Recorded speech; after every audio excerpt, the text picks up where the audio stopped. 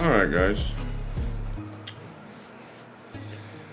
I changed. I put the camera in a different spot this time, so let me see how this looks. I think this is going to be fine. I actually like it better here, so that you guys get more of the backdrop here. Sophia did me a great favor today and decorated the office. It looks really, really good. But alright. Hi, my name is Daryl Phillips, owner of Warpology Gaming, and what we do here is listen to you talk. I like to try to educate you guys on different things that are very, very important to have in this world. Today, what we're going to talk about is, now, we've discussed education, practice. I keep talking about the ingredients and the steps, and I'll continue to talk about them. They're vital to this stuff. But today, we're going to talk about the mind frame you should be in, okay, and the attitude you should have. It matters, all right? Because our enemy has the attitude of they are better than us, right? They're better than us. They know more than us. They're more educated than us. We're the little downtrodden people, especially a person like me. When I think about it, I don't even have a high school education. I have a GED,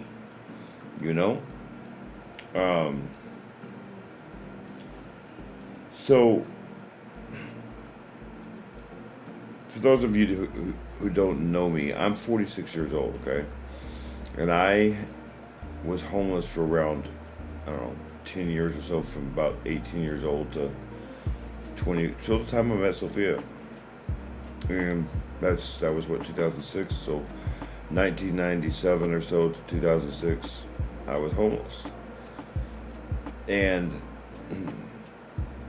I did a lot of people watching, all right? And I was so weird, okay? I'm still weird. But I would carry around my Bible. So at first I just walked around and I was oblivious to everything because I was so scared. I was naive and I should have never been on the streets. It was dumb. But when I decided to get married to my ex-wife, I decided I would start reading my Bible, and I read it every day. And I remember that Christmas that I met Dwan in the year 2000. That was the first time I had ever seen a Greek interlinear English New Testament. And I was so thirsty for the truth that I wanted to learn everything there was to know about it. But I wanted to learn the Greek language because the Greek language is one of those languages that you cannot mistake in what it says. You really can't. Sometimes when you read the translations into English, people like to try to interpret it their own way. But when you understand the Greek language, it's just impossible to do that. And that's why I love it. It makes debating the Bible, for example, so succinct. Okay, it's really awesome.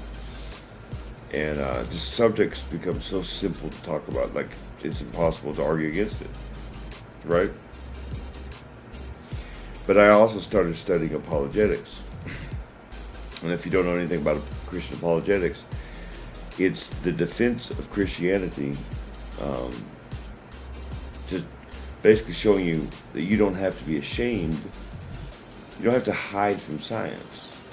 This idea that science and religion don't get along is just false. It's a false thing. It's one thing now I'm going to be educating you guys on. I can talk about dinosaurs, stars, everything. Okay?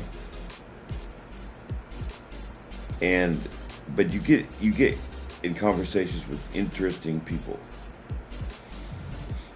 And they really do, a lot of them really do think that they are better than you. And you have to deal with that. So, this modern day fight we're in, where they call us narcissists and they call us Hitler, or Nazis, excuse me.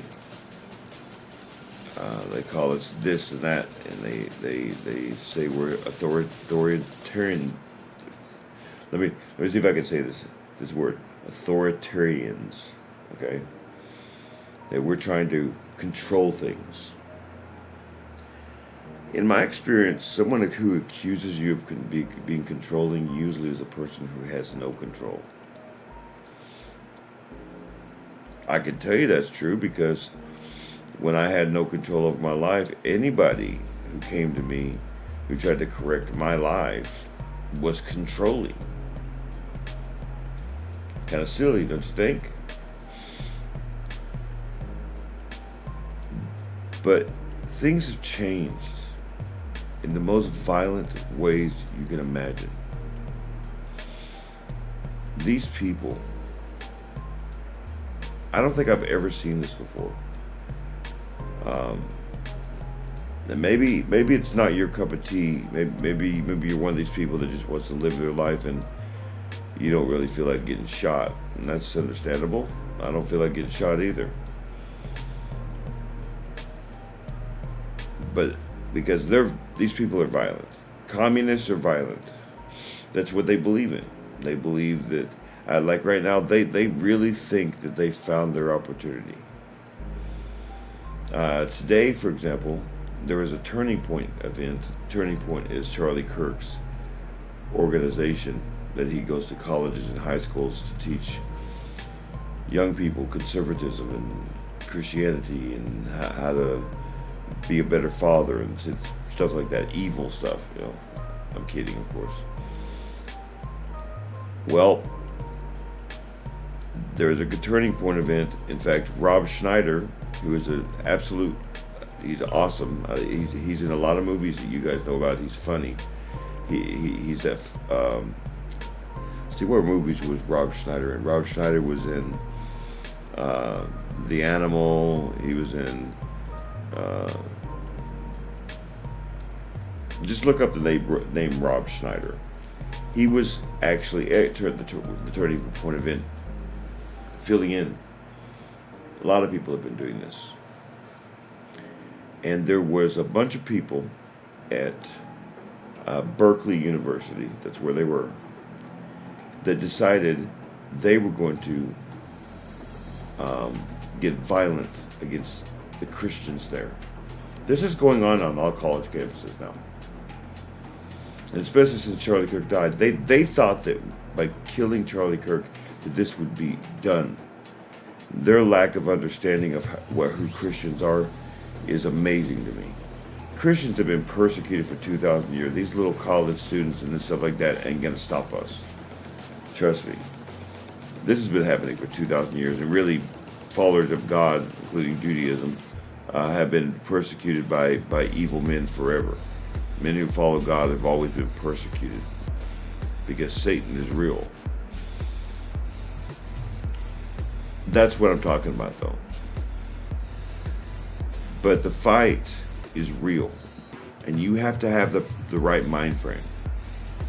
And one thing that I would tell you is stop treating your enemy like they're your friend. They're not. I'm sorry, man. They're not. Does that mean you have to be mean to them? No. What it means is you have to have your eyes open enough to see that they may not have the best interest of you in mind. Communist belief is really a lot of brainwashing that goes on. And a lot of these college campuses have produced brainwashed people. That's why Charlie Kirk targeted them. He was trying to save them, and it worked, really, truly. There's a lot of men that are really young men that are coming back to God. But when you start out a conversation with somebody about a subject, you have to be understanding of their perspective.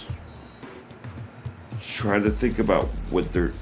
So let's think. Let's do this. Let's talk. Okay. Let's say someone gets in a conversation with you about whether or not Jesus was real. Okay? So they'll come at you usually. Maybe they'll quote somebody. Maybe they'll even quote somebody like Dan Barker, who is an evil man. Dan Barker is the guy responsible for trying to get the "In God We Trust" off the coins. But he's the head of the Atheist Foundation of the United States. Okay? Him and his wife, his evil little wife, and their children, man, just dark people. Or back in the day, it was Carl Sagan. A lot of Christians would get, especially members of the Church of Christ, would get in conversations with Carl Sagan about evolution and creation, evolution versus creationism. You have to know the arguments on both sides, really, truly. Think about this. A football player that's looking at game film, do you think they're just looking at their own? Or do you think that they're looking at their enemies? They have to look at their enemies. You have to know what play will work to stop this play over here, or what will play like on offense that will overcome the defense over here. Well, it works that way with this.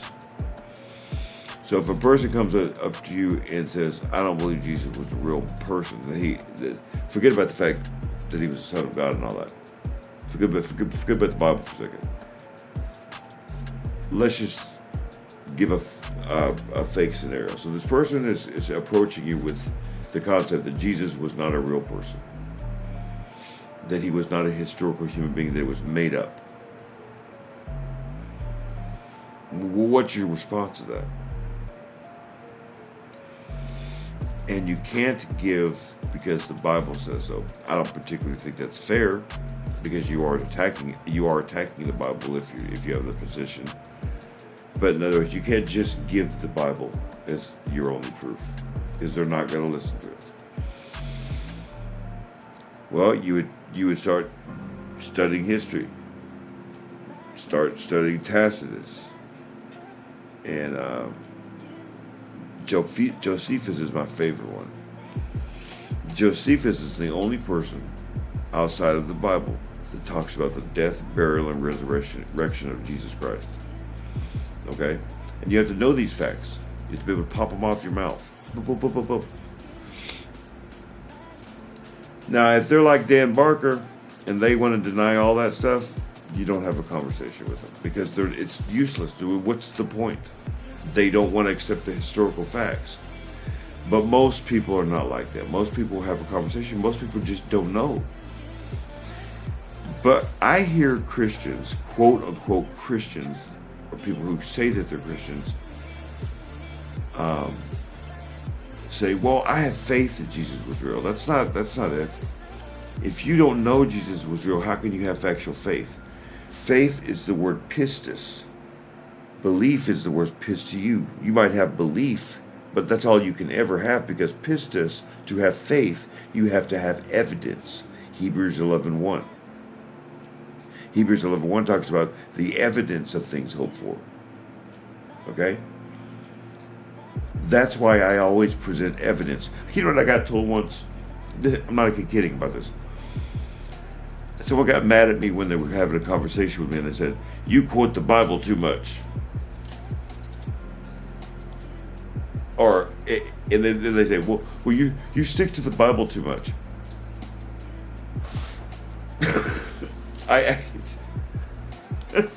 They call that, I stick to the Bible too much, y'all.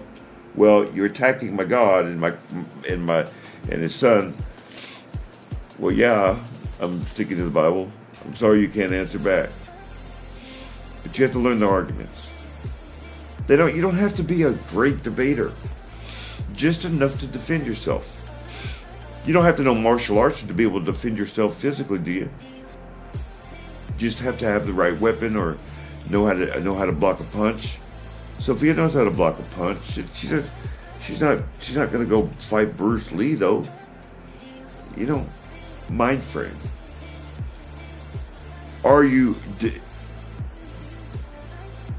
Do you want your world to fall apart? Because that's what if we don't fight, That's what's going to happen. Really. It's not hyperbole. It's a fact. One of the reasons why I want to start teaching you guys debate, not debate for debate's sake, but how to defend your God, how to defend your faith properly. It's so important to things. How do you expect for people to even believe anything you're saying if you can't even defend your own faith? God's got a problem with that. I promise you he does. How can you claim to be a Christian if you can't defend the Bible? You got to be able to defend your faith. So you have to have the combination of mind frame and attitude. So attitude goes along with this. So it's not just mind frame. It's not just a mind frame of I'm going to defend my faith. I'm going to stand my ground. That's a mind frame. You have to know that if you know the arguments, you will have almost automatically the attitude of come on and bring it. And that's the attitude I always have. Bring it. People that have ever debated me, that have ever had a conversation with me, are really surprised at how calm I am. Now, I will teach with passion, but when I'm actually in the middle of where I'm having to defend my faith, I'm not. I'm very cold. I'm very calculated. I'm watching everything that person's doing because I want to take advantage of any weaknesses they may have. It is a war, a battle specifically. You're fighting a battle to defend the truth. A battle is not defended. A battle is not defended very well if it's. I don't care how many guns you have. If you don't have any bullets, it doesn't matter, right? You have to know that. Back when I was reading my Bible every day, it's a shame that I got out of that for a long time. And I was lost because I loved doing that. I still love doing that. One of Dwan's favorite things that I used to do was when I used to defend the scriptures. Because he used to watch me just be calculated and cold, and I could defend any position. I didn't defend it for my glory, though. That's the thing. You're not defending your faith for your glory. You're defending your faith for his glory. Think about this. The Bible talks about putting on the whole armor of God. Now, why does God describe that is putting on armor or carrying the sword, or carrying your shield? Why does he say that? Because you're in a spiritual warfare. You're in spiritual warfare. You're some of these people that come up with these vile concepts, with these vile statements. They want power, and they want to power over you. Do you understand? Well, how do you keep them from having power over you? You have to know your stuff. You have to have practice. You have to, Paul was, sorry, got something in my eye. Paul was chained to Praetorian guards, so he saw what armor looked like. If you've ever seen Praetorian armor, it's some of the most beautiful armor you'll ever see, right? Excuse me, hold on, let me have a drink of my little soda. It's not a soda, it's like a bubbly water.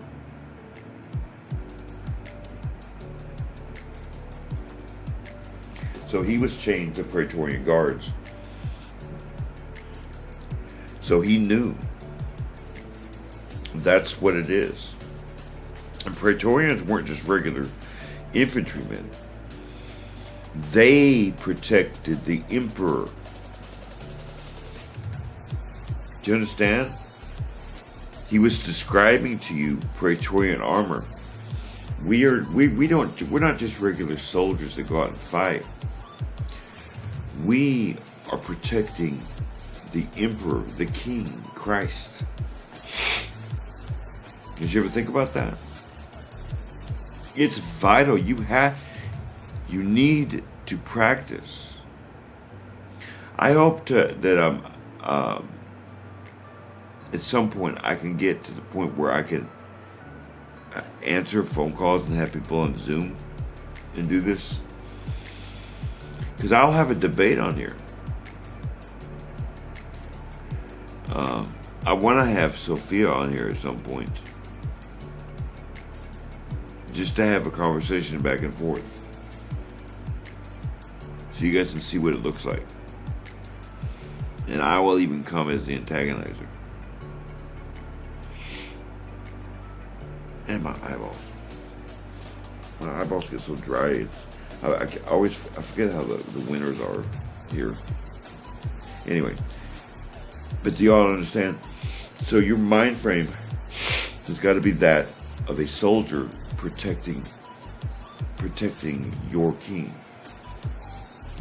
You're protected with your life. That's what God expects of you. Yes, truly. But you don't just randomly fight like you're. It's like Paul said. You don't fight as though you're beating against the air. You have to practice. You have to practice with your friends. That's why I want to get some of you on here. You guys can practice with me. Because one, you'll sharpen me, and I'll sharpen you. I think it's important. I think that's the way it should go. We'll see how I can do that. But that's kind of my thought process on that. I want to be able to do that because I think it's important for you guys. I want to teach you guys how to watch how people react to you in your comments. You have to learn how to react.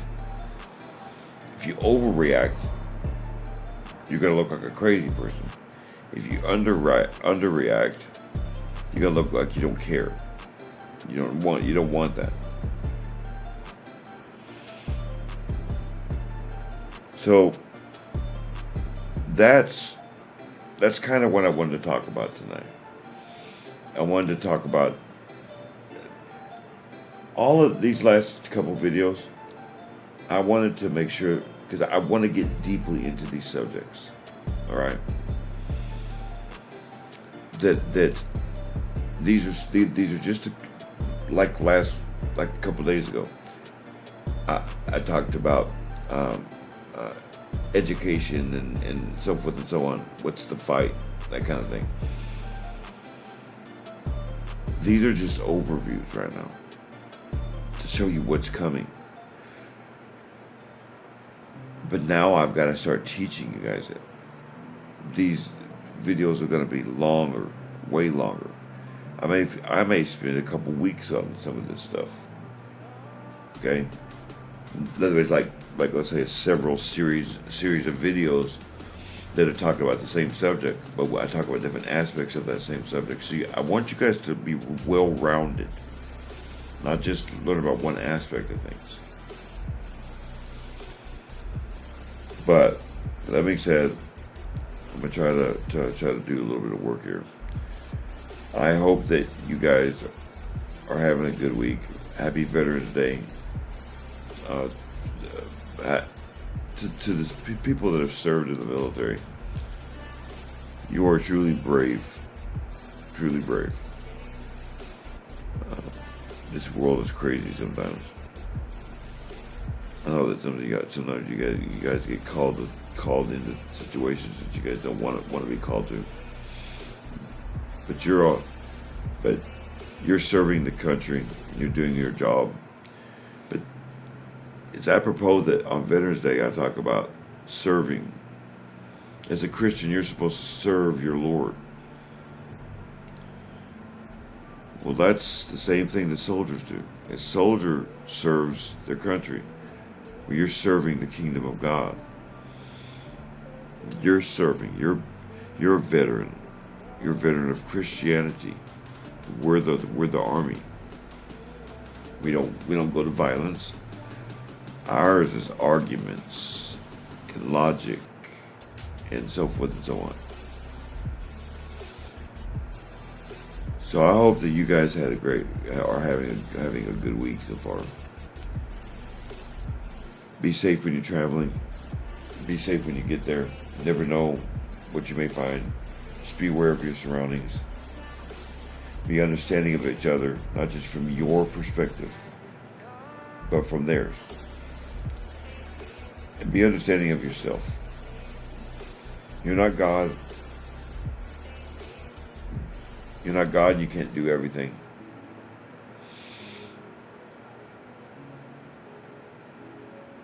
Remember that life is fleeting. You're not promised your next breath. So take now, go outside your box, learn something new. Learn your arguments, something new. Keep coming back here. I'll teach you whatever you need me to teach you. Make comments below.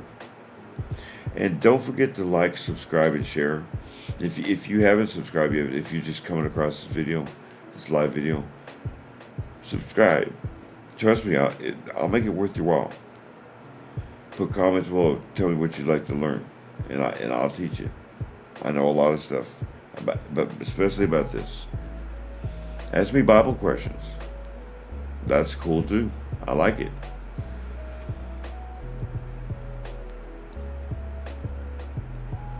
You know, I think a lot about Dewan these days.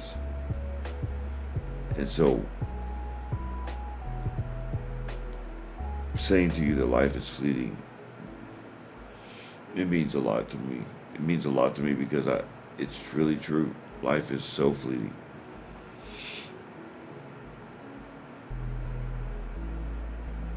So, I guess until next time, may the Lord light guide you in all things.